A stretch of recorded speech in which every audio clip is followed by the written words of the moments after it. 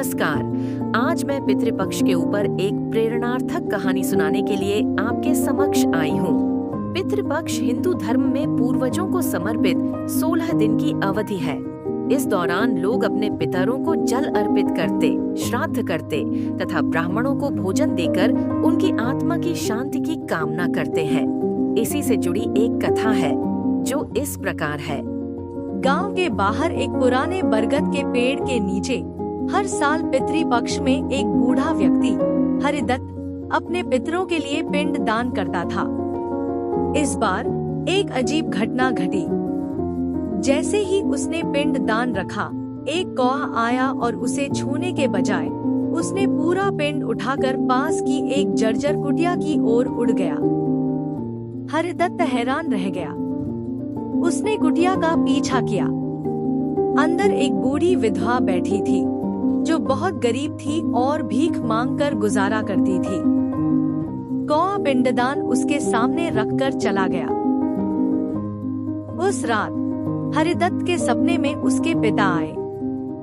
उन्होंने कहा, बेटा, पिंडदान सिर्फ अन्न का टुकड़ा नहीं है, वह श्रद्धा और सच्ची भावना का प्रतीक है। उस बूढ़ी महिला का कोई नहीं है। उसके पितर भूखे हैं क्योंकि उनकी कोई संतान नहीं है जो उन्हें याद करे। तुम्हारा दिया हुआ पिंड जिसे हमने उस तक पहुंचाया, उसके पितरों के लिए अमृत समान होगा। अगली सुबह हरिदत्त समझ गया। उसने न केवल उस बूढ़ी महिला के लिए भोजन और कपड़े का प्रबंध किया, बल्कि उसे अपने घर ले आया और उसे माँ के समान सम्मान दिया। उसने उसके पितरों का भी विधिवत श्राद्ध किया। उसी रात उसे फिर से सपना आया।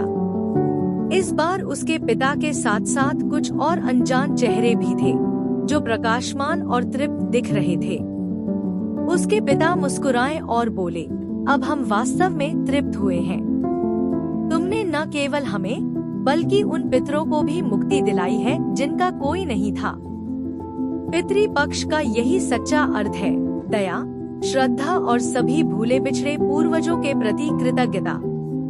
उस दिन के बाद से हरिदत्त ने हर पितृपक्ष में उन सभी अनाथ और बुजुर्गों की सेवा करना शुरू कर दिया जिनका कोई नहीं था, यह जानते हुए कि यही सच्चा पिंडदान है जो सीधे पितरों तक पहुंचता है।